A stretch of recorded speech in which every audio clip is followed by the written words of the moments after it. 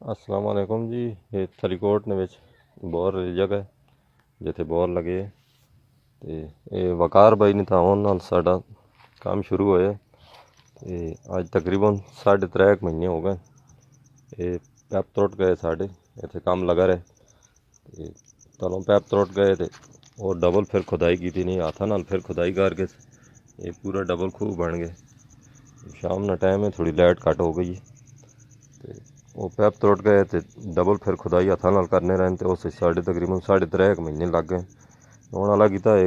खुदाई करके तले खड़े ने जिथे पैप त्रुटे तो वो पैप तो फिर जोड़ के देने दोबारा हूँ लैंड जोड़ी ने तो चूड़ी चढ़ गई है तो आने ना पैपा बाहर कढ़ना है तो फिर इंशाल्लाह आगे काम साडा टुरसी। तो इस खुदाई वास्ते डबल नाल है पैप फिर दोबारा लैंड लाई ने सारे पैप पाए दे ये हूँ कढ़े ने ये खुदाई करने रहे थे ये हूँ पूरा वड्डा खड्डा बन गया। हूँ ये बंद किए उते रख के ये उते पैप शैप रख के जगह बंद की पूरा वड्डा खड्डा बन गया इधर तो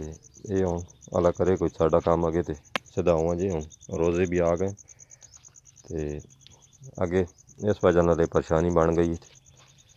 ये कदे पैप ना त्रुटो वन तो साडा तो काम अल्लाह करे क्लियर हो जे पर नसीब लड़ो दे तो अल्लाह ने जे कुछ अल्लाह मंजूर हुए वही होना है। हूँ अल्लाह किया है पैप साढ़े दोबारा चूड़ी चढ़ के लैंड साड़ी फिर हूँ हो गई है। इन्हों पैपा हूँ छिक के बाहर कढ़ना है ये पैप फस गए तो चूड़ी फिर त्रुट गई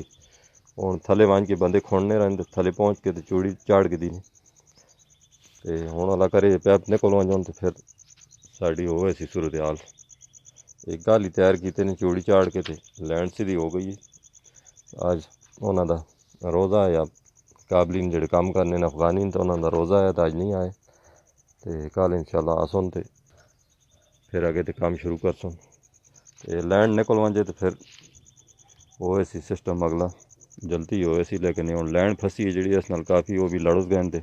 3.5 महीने हो गए ये लैंड फसी है उन्होंने तो इस जगह सारी साड़ी इतनी पानी की टैंकी भी खलती है काफ़ी